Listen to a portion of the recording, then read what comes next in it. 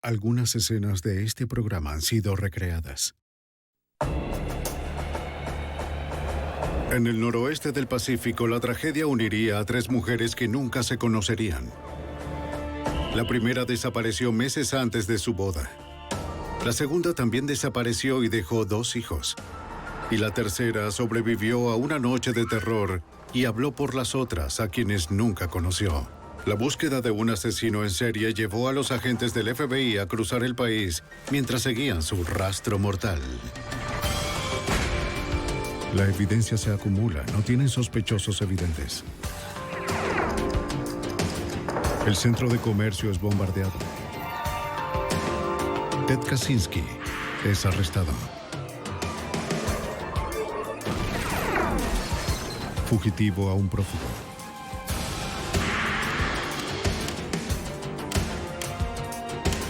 Los archivos del FBI.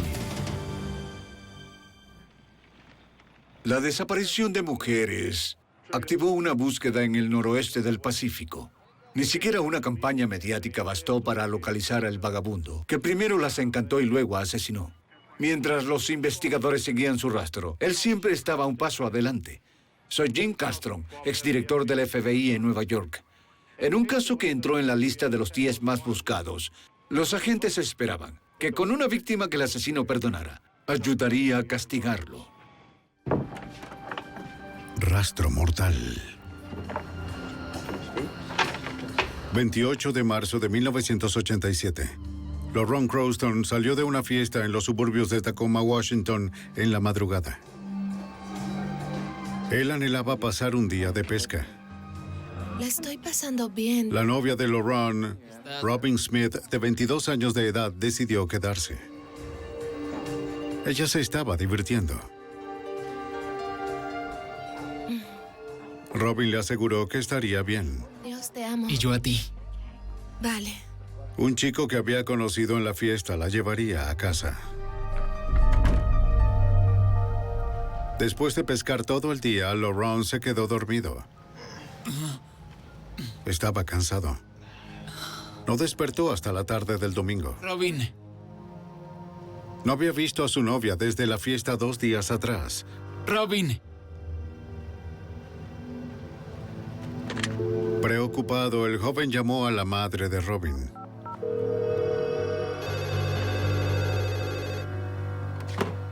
¿Hola? Sí. Edna Smith supuso que su hija estaba con LaRon. No, déjame ver. Espera un minuto. ¿Robin? Ella chequeó la antigua habitación de Robin. ¿Robin? No la he visto. Quizás llegó muy tarde y no la oyeron. ¿Puede revisar su habitación? LaRon le dijo que no se preocupara. Bien, estaré allá en unos minutos. Sí. Quizás Robin había decidido pasar el fin de semana con sus amigos.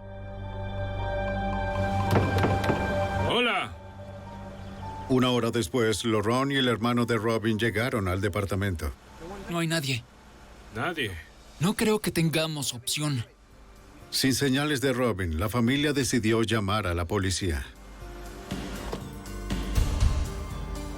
LaRon se reunió con los Smith para esperar a los detectives del departamento del alguacil del condado de Pierce. Soy la madre de Robin. Estaban todos preocupados. Eso no es propio. Robin nunca había hecho algo así. Y ella no volvió anoche. Ellos describieron a Robin como una chica alegre, pero tranquila. Trabajaba largas horas como mesera, ahorrando la mayor parte de su dinero para su futura boda. El detective Terry Wilson y su compañero comenzaron la investigación. ¿Podemos quedarnos con esto? Claro. Según la información que recibimos de su madre, la señora Smith, no era común que Robin se fuera y no regresara. Ella estaba comprometida. Era muy familiar y aparentemente, si ella iba a alguna parte, su familia también iba o siempre les decía dónde iba a estar, así que esto no es normal. LaRon Crowston les dijo a los detectives que la había visto la noche anterior. Hasta las 4. El 28 de marzo, Robin y LaRon estuvieron en un bar hasta que cerraron a las 2 de la mañana. Algunos de los que habían estado con ellos los habían invitado a otra fiesta en un departamento cercano. El departamento estaba alquilado por Elizabeth Glynn y Darren D. O'Neill. LaRon y Robin se estaban divirtiendo y no querían que se acabara la noche. Me fui. El último lugar en el que LaRon vio a Robin fue en esa fiesta. Antes de llegar allí, ¿a qué hora? El detective Wilson fue al departamento donde había sido la fiesta. Encontró a Elizabeth Glynn en su casa. La pasamos bien. ¿Qué ocurrió? ¿Se fueron juntos? Ella corroboró la historia de LaRon y le dijo al detective que había pensado en llevar a Robin a su casa. ¿Cuánto tiempo tienes viviendo aquí? Pero a medida que la noche transcurría, sus planes cambiaron. Con él.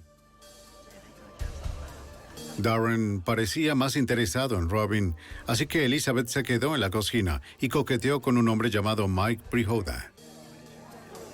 Elizabeth le dijo al detective que Prihoda y ella planificaron verse más tarde en su departamento, donde podrían estar solos. Prihoda se fue de la fiesta primero para evitar que Darren sospechara. Al amanecer, Darren D. O'Neill apenas si parecía notarlo. Ellos venden películas. Se quedó contándole sobre su autor favorito, Louis L'Amour, quien escribió historias sobre el lejano oeste. Sobre vivir de la tierra. O'Neill estaba desempleado y hablaba sobre vivir de la tierra como los aficionados en los libros de L'Amour. ¿En Sí. serio? Lo haré algún día. Elizabeth había oído todo antes. ¿Sabes de Louis L'Amour? Y a las 8 de la mañana se fue del departamento para encontrarse con Prihoda. Ella le dijo a O'Neill y a Robin que compraría más cerveza. Ya vuelvo.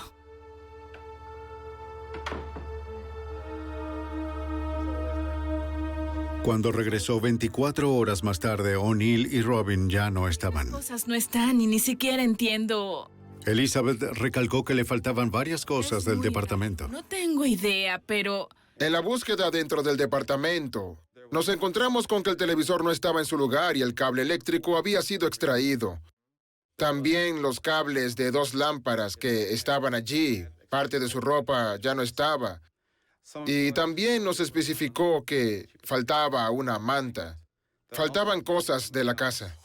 ¿Es tuyo? No. En una caja, Wilson también encontró tarjetas del Seguro Social con diferentes nombres. Entre ellos el particular Zebulon McCranahan. ¿Algunos de ellos? Cuando el detective Wilson le contó lo sucedido, el detective Walt Stout inmediatamente sospechó de un juego sucio. Robin se quedó sola con Darren O'Neill y algo pasó en esa residencia después de eso. Sería una especulación decir que quizás Darren trató de arremeter contra ella física o sexualmente. Quizás ella se haya negado o hubo algo que pasó y creo que probablemente fue agredida en esa casa. Dennis Morrison. Los detectives interrogaron a Dennis Morrison, el amigo y ex jefe de O'Neill. Tengo algunas preguntas para usted sobre... Morrison dijo que O'Neill había trabajado para él como La carpintero. última vez que lo vio. Anoche me pidió un préstamo. Dijo que había visto a O'Neill unos días antes.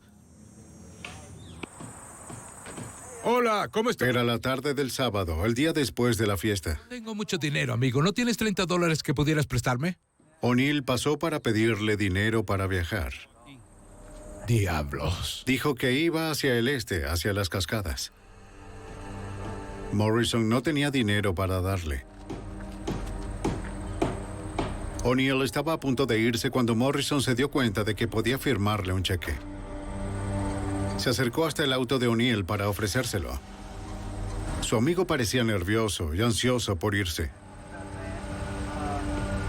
Luego, un movimiento en la parte trasera del auto llamó la atención de Morrison. Parecía que había algo que empujaba el asiento trasero desde el maletero. Además, tengo que castigarlo. O'Neill le dijo que era su perro, que lo había metido allí para castigarlo.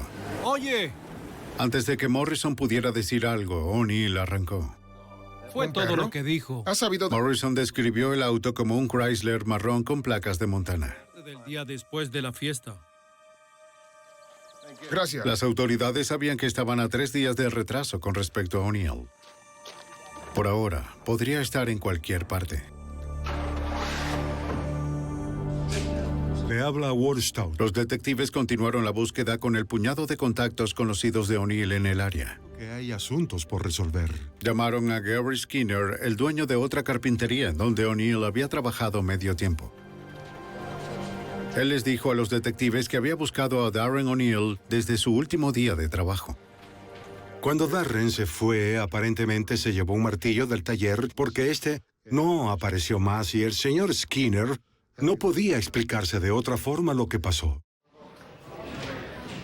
Sin nada que diera pistas sobre su paradero, los detectives del condado de Pierce esperaban que el pasado de O'Neill les suministrara algunas respuestas.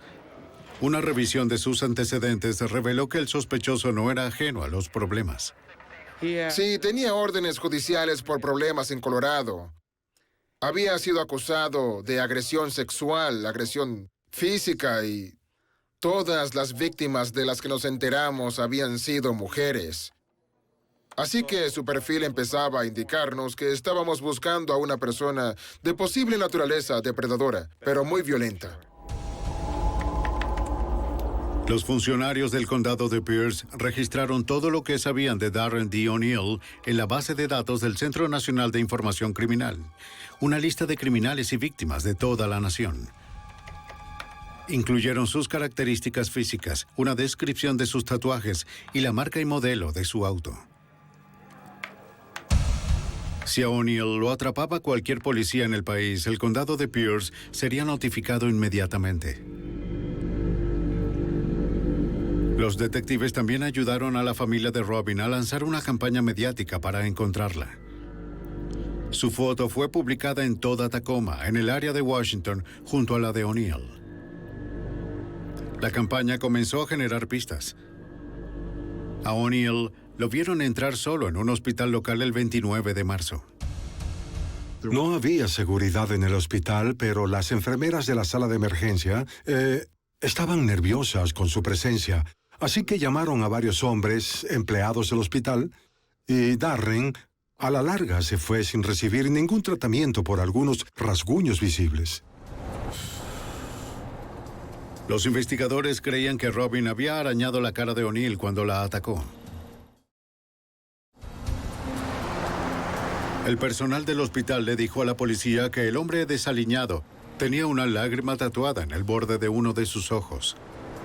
También llevaba las letras J-U-N-E en los nudillos de una mano. Los detectives descubrieron que June era el nombre de la ex esposa de O'Neill. Permiso, detective. Lo busco. La campaña mediática seguía aportando pistas. Bienvenido. Siéntese, por favor. Un guardavía de la autopista había visto a O'Neill en su auto en 2 lugares diferentes el 30 de marzo, 2 días después de la desaparición de Robin. La primera vez fue en una construcción de carreteras que se encuentra al este de Tacoma. Construcción, por favor, circule lentamente. O'Neill iba hacia el sur cuando el guardiavía lo dejó pasar. Lento, señor. También vio a O'Neill unas horas después en una estación de servicio en la misma carretera. Quiero que vea algunas fotos. Llamó a la policía cuando reconoció el rostro del hombre en el periódico. Para asegurarse, el detective le mostró al guardavía una serie de fotos. Sí, por favor, obsérvelas bien. Incluía una instantánea de O'Neill junto a 5 personas más. El guardavía reconoció a O'Neill inmediatamente. Mientras los investigadores seguían con la persecución, un policía estatal de Washington divisó un Chrysler marrón con placas de Montana el 30 de marzo en la tarde, el mismo día que el guardavía vio a O'Neill. Estaba a un lado de la Interestatal 5, a unos 80 kilómetros al norte del condado de Pierce, 2 días después de la desaparición de Robin. Ignorante de la investigación que se llevaba a cabo, el oficial no sospechó nada del auto. Siguió el procedimiento apropiado reportando la placa y la descripción del vehículo. Una oficial de comunicación registró el número de la placa en la base de datos. La información debió haber activado la alerta en el centro de información sobre O'Neill y su vehículo. Pero no fue así. Ella escribió por error la abreviación MO, que corresponde al estado de Missouri, en vez de MT de Montana. El patrullero de la autopista 5 aún no estaba consciente de que este era el auto que Darren D. O'Neill había estado conduciendo tras la desaparición de Robin Smith. La mejor pista de los investigadores estaba a punto de ser remolcada al depósito de autos confiscados.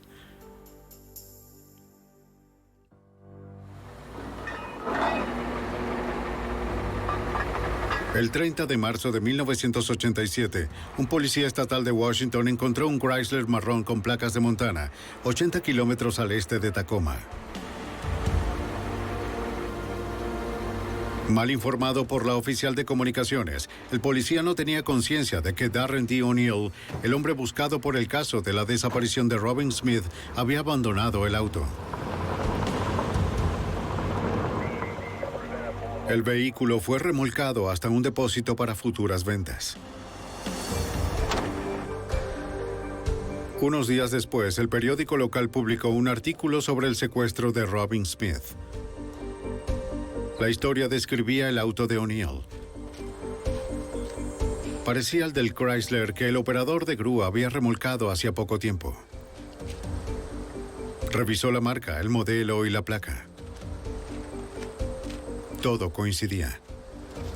Rápidamente notificó a la policía. Los detectives revisaron el número de identificación del Chrysler.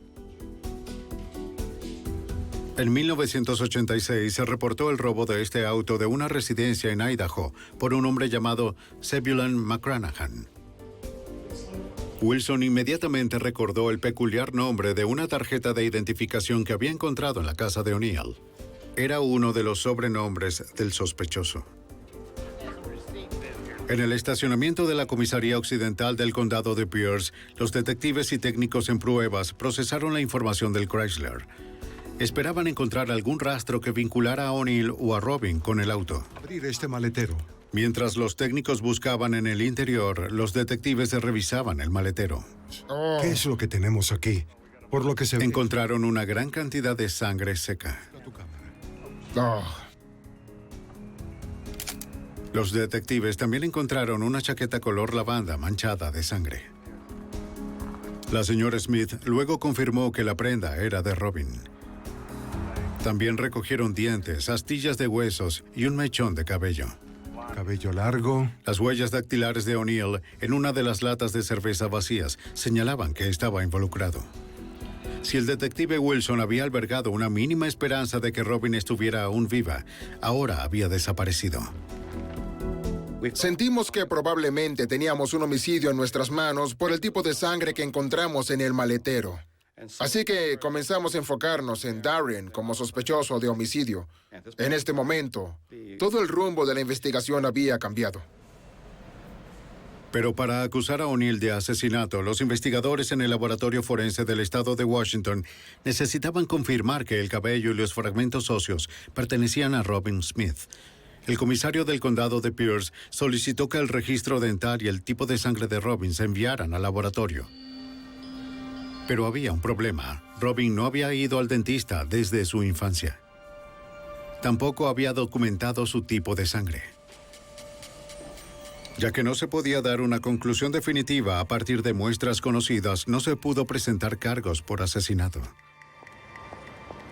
Mientras que la búsqueda por el presunto asesino Darren D. O'Neill se estancó abruptamente a 193 kilómetros al norte, la detective Carlota Jarrett del Departamento de Policía de Bellingham trabajaba en un caso parecido.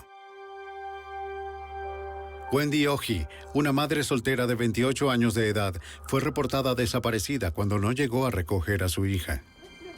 Wendy tenía una cita la noche del 24 de abril de 1987. Dejó a su hija con la abuela de la niña. Cuando Wendy no apareció para recogerla o llamarla, la abuela fue hasta su casa para buscar la almohada favorita de su nieta. Pero encontró manchas de sangre sobre la cama de Wendy y llamó a la policía. La detective Jarrett obtuvo una orden judicial para entrar a la casa. El auto de Wendy, un Ford Torino rojo, no estaba. La puerta principal de la casa de Wendy estaba sin cerrojo. Su billetera y sus llaves tampoco estaban. En la habitación, la detective Jarrett encontró pruebas de un brutal ataque. Había fluidos corporales en la cama y había una gran cantidad de sangre depositada bajo la almohada, la cual se había filtrado hasta el colchón. Había salpicaduras de sangre de baja a media velocidad de impacto en la pared y también había manchas de sangre en la pared. La policía de Bellingham extrajo la cama entera como prueba. En la cabecera encontraron más sangre de Wendy, junto a 2 cabellos rubios que no pertenecían a la desaparecida. La policía también encontró una uña acrílica. Los amigos de Wendy le dijeron a la policía que ella se había puesto uñas acrílicas para su cita con un hombre llamado Michael Johnson. Wendy había conocido a Johnson esa tarde en el almuerzo.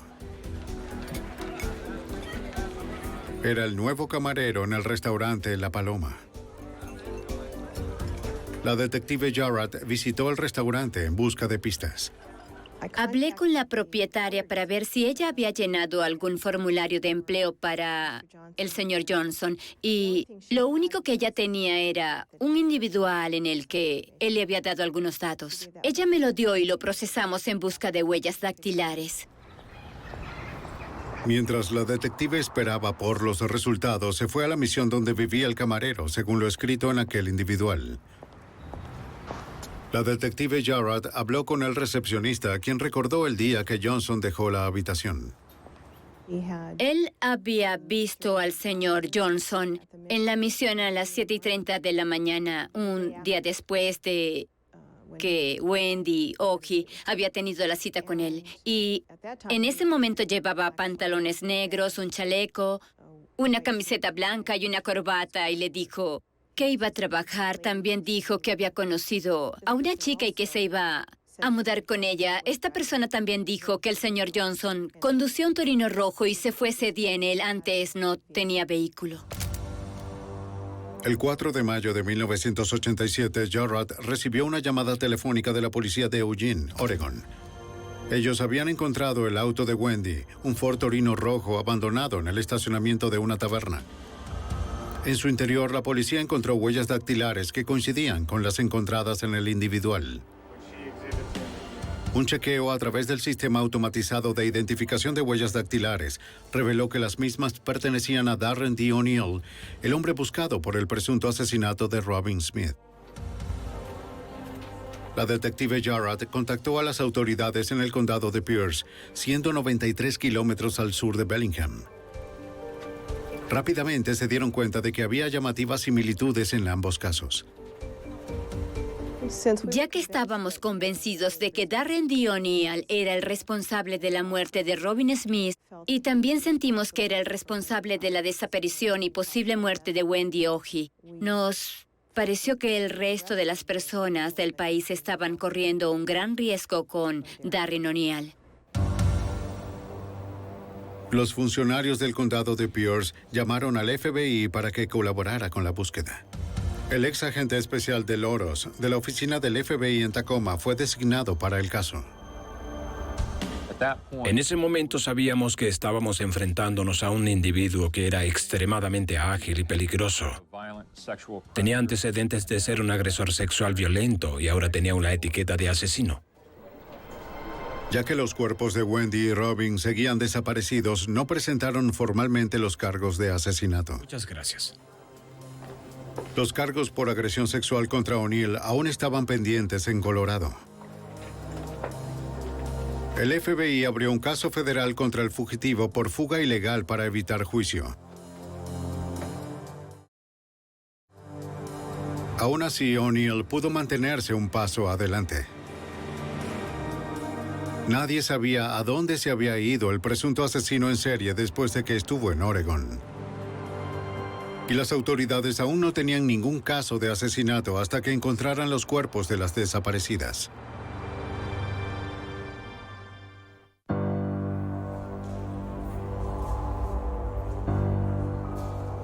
En mayo de 1987, las pruebas indicaron un brutal asesinato de 2 mujeres inocentes en el estado de Washington. El FBI y la policía local lanzaron una campaña mediática para descubrir al presunto asesino Darren D. O'Neill. Docenas de agentes se distribuyeron para investigar avistamientos por todo el noroeste del Pacífico. Sí. A O'Neill lo vieron haciendo autostop en las paradas de camiones al norte y al sur de Seattle. Sí, es él. Un camionero auxilió a O'Neill el 23 de mayo. Lo auxilié en la Interestatal 5. Él afirmó que su pasajero le dio las gracias porque los policías estaban buscándolo. Lo perseguían. Perfecto. El camionero lo dejó en la autopista al poco tiempo, a tan solo unos cuantos kilómetros fuera de la ciudad. El agente especial de Loros recalcó que aunque aparecían pistas, la búsqueda del escurridizo asesino no mejoraba. Los meses siguientes a la desaparición de Robin Smith y Wendy Oge fueron realmente frustrantes, ya que con el cambio de aspecto facial y corporal de O'Neill, la gente siempre nos decía que las fotos que estábamos mostrando de O'Neill eran de 2 personas diferentes y no era así. El FBI se enfocó en los lugares donde el vagabundo pudiera camuflarse. Ya que O'Neill siempre estaba moviéndose, los agentes interrogaban a los viajeros en autobuses y estaciones de tren. Tenían la esperanza de que alguien lo hubiese visto y recordara sus tatuajes distintivos. Incluso cuando encontraban gente que lo había visto, siempre era muy tarde. O'Neill estaba cómodo en el siempre cambiante mundo de pasajeros y errantes, en el que la gente podía fácilmente desaparecer para siempre.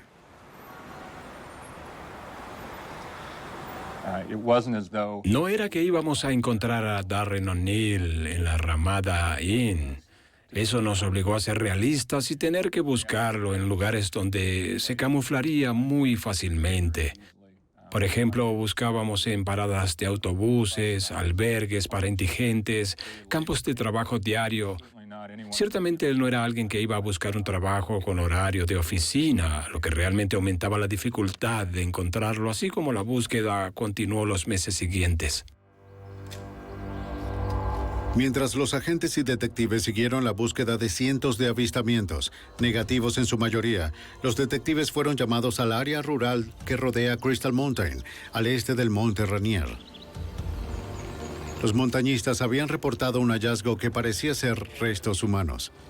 Toda esta área. La ubicación estaba cercana del lugar donde el guardavía había visto el auto de O'Neill un mes atrás, no muy lejos después de la desaparición de Robin Smith. En el bosque, los oficiales detectaron una mandíbula y un cráneo. Cada uno fue cuidadosamente marcado antes de retirarlo. Mientras Stout y Wilson inspeccionaban la escena del crimen, se preguntaban si los restos eran los de Robin. Los investigadores también hallaron otros huesos dispersos en los alrededores. Encontraron ropa doblada escondida en la base de un árbol cercano. Coincidía con la descripción del atuendo que Robin llevaba para la fiesta. La ropa es la misma. También consiguieron una billetera. Dentro de ella estaba la licencia de conducir de Robin Smith. Aquí está.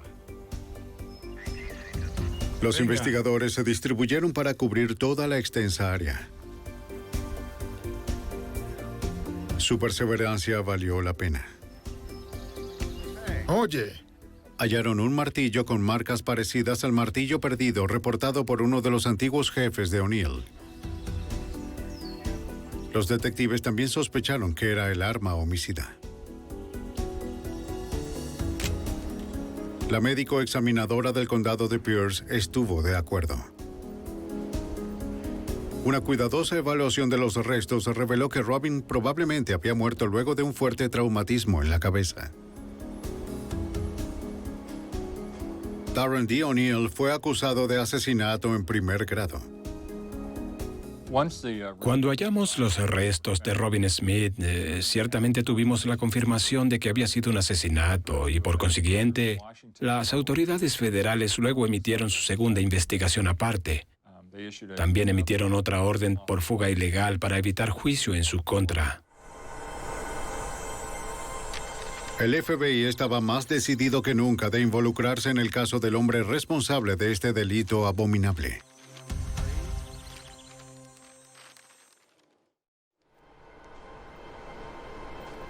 Para junio de 1987, el FBI emitió 2 órdenes federales para la detención del presunto asesino en serie Darren D. O'Neill, aún suelto en el noroeste del Pacífico. Los restos de una mujer habían sido hallados cerca del monte Rainier. Una segunda mujer seguía desaparecida y se presumía que estaba muerta,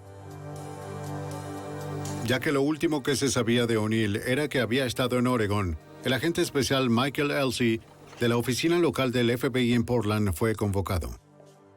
Sabiendo que era un agresor sexual, verifiqué con las agencias de policía locales algunos de sus casos para ver si su modus operandi encajaba con alguna descripción o algo que pudiera ayudarnos.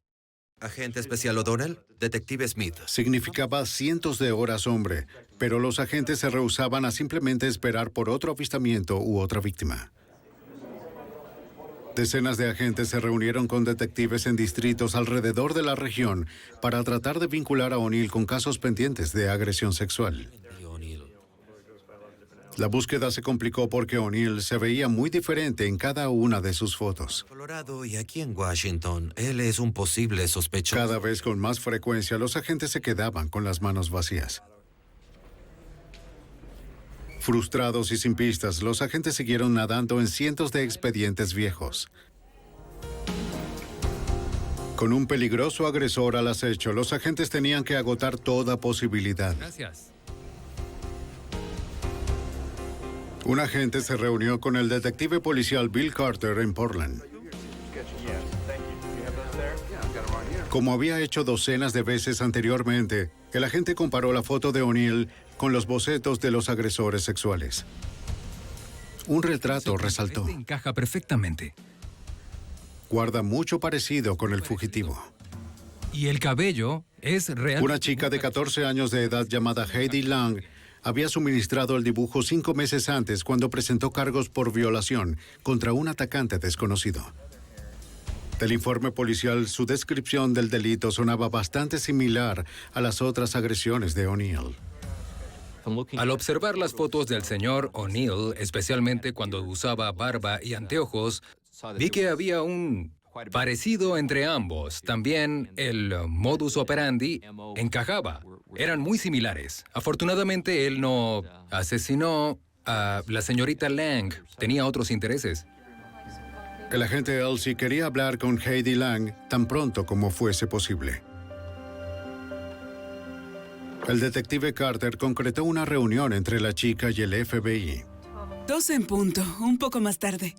Con su madre al lado, le contó la historia desde el principio. Cerca de la medianoche del 17 de enero de 1987, 2 meses antes de que Robin Smith desapareciera, Heidi quebrantó el castigo de su madre y caminó hasta una tienda cercana a comprarse una soda. Era una parte peligrosa de la ciudad. La chica había caminado muchas veces antes por ahí, pero nunca tan tarde como esa noche. Mientras cruzaba el viaducto para llegar a la tienda, un camionero la llamó desde su plataforma. Ella lo ignoró y siguió caminando.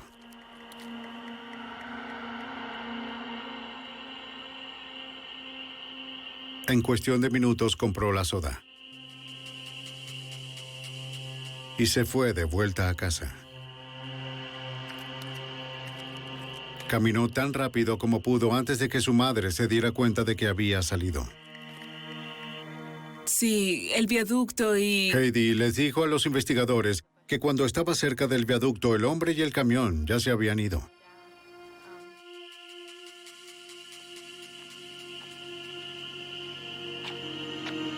Pero del otro lado del viaducto, el camionero saltó de entre los arbustos y la agarró.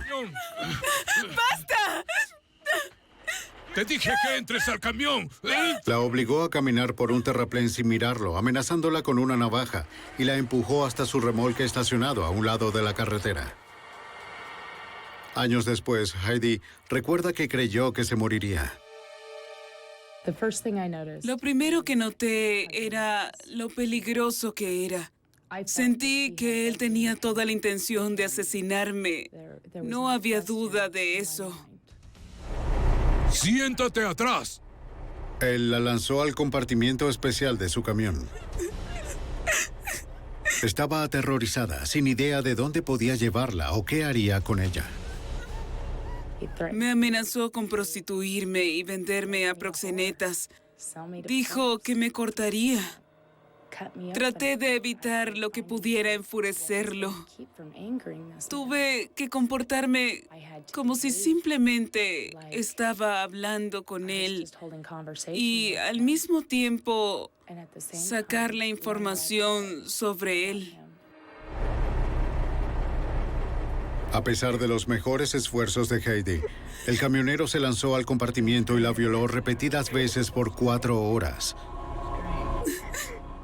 No le gustaba que pensara como mujer. Eso lo ponía más violento. Se ponía más violento.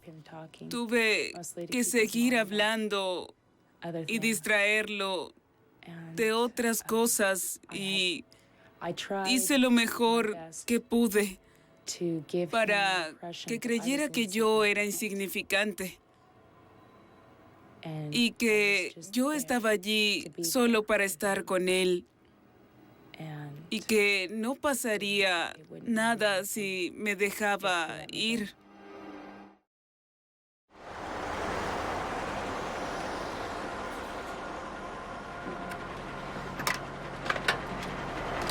La perspicacia y la valentía de Heidi valieron la pena. Después de sufrir horas de abuso, su verdugo la dejó ir. Ella corrió hasta llegar a la parada de camiones. Le pidió a un empleado que la llevara a casa. Después de todo lo que pasó, Heidi valientemente presentó una prueba de violación. Esto proveyó a los investigadores de muestras del semen del violador, aunque no podía hacerse ninguna comparación hasta que no atraparan al sospechoso. Cuando Heidi terminó su historia, el detective Carter le mostró una serie de fotos de O'Neill y algunos hombres parecidos. Era increíble que estuviera ahí y lo vi y lo reconocí. No esperaba verlo entre esas fotos. No había oído nada desde que entregué el dibujo. Ver el rostro de su atacante le trajo recuerdos, pero nunca dudó en denunciarlo. Heidi estaba decidida a enfrentar a su violador y ponerlo tras las rejas. Pantalones. Creo que quería asegurarme de que esta persona no le hiciera daño a nadie más. Y eso demostraba mucha fuerza en su personalidad, especialmente a los 14 años, ser capaz de ser tan descriptiva con lo que ocurrió y la descripción del tema, y nos llevó al camino correcto. El agente Elsie llamó a la oficina de Tacoma. Finalmente tenían una testigo para declarar en contra de O'Neill. Estado en otros lugares, pero aún tenían que encontrarlo. El agente de Loros llamó a la sede del FBI en Washington, D.C. para solicitar asistencia adicional.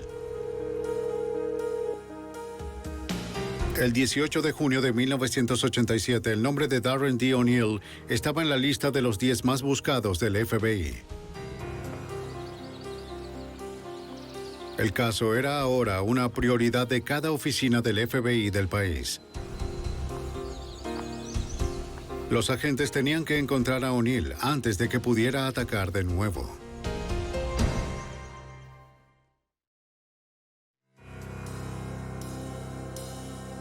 En junio de 1987, el presunto asesino en serie Darren D. O'Neill fue agregado a la lista de los 10 más buscados del FBI. Oye, este es el correcto. El agente especial de Loros estaba a cargo del caso. Convenció a la unidad de publicidad de prófugos del FBI en Washington, D.C., de que Darren D. O'Neill cumplía con los criterios de la lista. La decisión de la oficina sobre quién ingresa en la lista de los 10 más buscados es una fusión de muchos factores diferentes. Primero es la protección de la comunidad. Segundo tiene que ver con la agilidad de esos individuos de trasladarse por ellos mismos a través de las líneas interestatales. Con la publicidad a nivel nacional, la persecución de O'Neill era incesante. Hubo reportes de incontables avistamientos en diferentes estados. A O'Neill lo vieron en distintos bares y tabernas en el noroeste. Estamos buscando a un hombre que quizás... Los investigadores siguieron decenas de pistas, solo para encontrar testigos con vagas descripciones del fugitivo. Nadie sabía de su paradero. ¿Algo llamativo sobre su apariencia? No. Los agentes se quedaron sin mucho que hacer. No lo he visto. Bien, muchas gracias. Bueno, hacía mucho tiempo que las claves se estaban agotando. Las pistas de otros agentes no representaban ninguna forma de resultado inmediato. Volvíamos a la misma gente, volvíamos a entrevistar a familias y amigos. Estábamos comunicándonos con los primeros contactos, los primeros jefes, buscando algún tipo de pista que nos dijese o nos mostrase un patrón de su actividad y movilización en el país.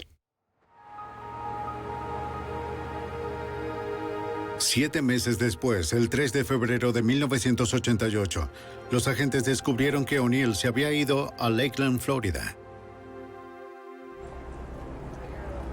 Fue identificado por un policía en Lakeland cuando hacía lo que parecía ser un negocio de drogas. Cosas buenas. ¿Tienes el dinero? El oficial no sabía que O'Neill era buscado por asesinato.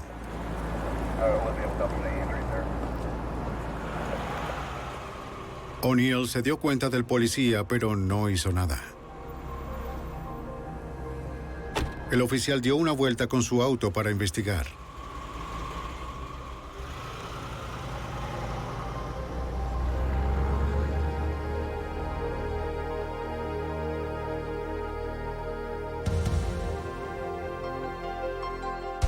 Cuando la patrulla pasó y se paró, O'Neill se detuvo y preguntó por direcciones fingiendo que estaba perdido. Detenga su auto. El oficial le pidió que se detuviera. Por el contrario, O'Neill aceleró. El oficial lo siguió haciendo un llamado con las placas de Luisiana del auto de O'Neill mientras conducía. O'Neill trató de perderlo zigzagueando por las calles de Lakeland. Cuando el auto frenó, los sospechosos huyeron. Voy en persecución de un hombre blanco. El oficial lo persiguió corriendo y finalmente lo atraparon. El auto. ¿Dónde estabas con tu auto?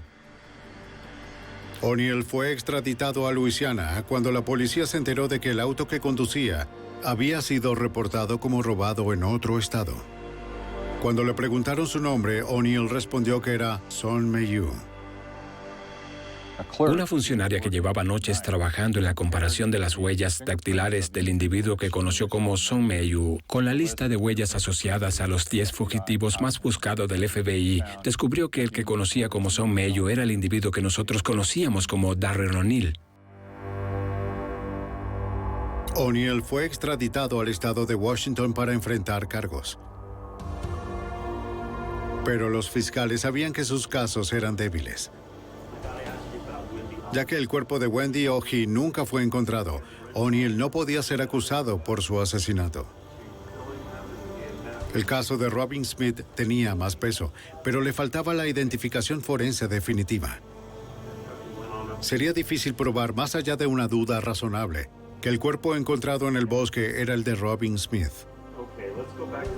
A pesar de los obstáculos obvios, los fiscales siguieron adelante con el caso de Robin Smith. Ellos correrían el riesgo frente a un jurado. O'Neill y su abogado nunca dejarían que el caso llegara tan lejos. En el Tribunal del Condado de Pierce, el 4 de enero de 1989, O'Neill se declaró culpable de asesinato en primer grado por la muerte de Robin Smith. El detective Wilson sabía que había un motivo oculto detrás de ese alegato. El sistema judicial en el estado de Washington en ese momento indicaba que si una persona era sentenciada por asesinato en primer grado, pero había vacío legal, y te declarabas culpable, la pena máxima que recibías era de 333 meses. La familia de Robin Smith estaba desconsolada. Incluso sin libertad condicional, O'Neill quedaría libre antes del final natural de su vida. El asesino aún enfrentaba cargos en Portland, Oregón, por el secuestro y violación de la chica de 14 años de edad, Heidi Lang. Si era sentenciado, O'Neill sería encarcelado. Pero los fiscales tenían un problema. El asistente del fiscal, Charles Sparks, recordó que el examen de violación que Heidi había presentado para el momento de su agresión no sería admitido para la comparación con O'Neill. Hubo un examen por agresión sexual que incluía muestras vaginales que se habían modificado por cómo se almacenaban en esos tiempos y no eran utilizables. Y la prueba de ADN habría sido muy útil, pero no la teníamos. El 16 de mayo de 1990, cuando el juicio de O'Neill comenzó, los fiscales sabían que la única forma era poner a Heidi en el banquillo de testigos y que enfrentara a su atacante. Anoche salí. Sería traumático para ella, pero era la mejor esperanza para poner a O'Neill tras las rejas para siempre. Declarar en el juicio fue difícil. Fue aún más difícil verlo a la cara. Fue aterrador. Una experiencia espantosa. Primero le había prometido que no le diría a nadie lo que había pasado. Y ese hombre que no tuvo escrúpulos para ir detrás de cualquiera, incluso de una niña que caminaba por la calle a medianoche, sabía que tenía que hacerlo a pesar del miedo. Así lo vi. ¿Hoy? ¿Lo señalarías? Heidi señaló al hombre que la había secuestrado y violado sentado hoscamente a unos cuantos metros de ella. Su testimonio fue suficiente para sentenciar a O'Neill. El jurado lo halló culpable en los 16 cargos por secuestro y violación. Bajo la ley de Oregón, fue condenado a 135 años de cárcel. Darren D. O'Neill está cumpliendo su primera sentencia de 27 años en una penitenciaría del estado de Washington. Luego será transferido a Oregón para pasar el resto de su vida tras las rejas. Apenas lo sentenciaron, pude dejar muchas cosas en el pasado. Pude dejarlo atrás y eso es lo más importante para mí. Era lo más importante, no lo habría superado si no lo hubiésemos puesto tras las rejas. El agente de Loros dejó el FBI desde entonces para servir como asistente de fiscal en Sacramento, California. El caso aún sigue vivo en su mente.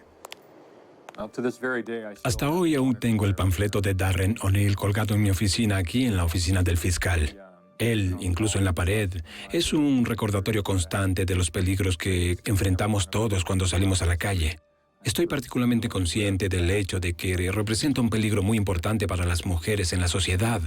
Él es un individuo frío, un asesino calculador, y me reafirma que estoy en una profesión que importa y que cada día cuando entro al tribunal estoy ahí para marcar la diferencia.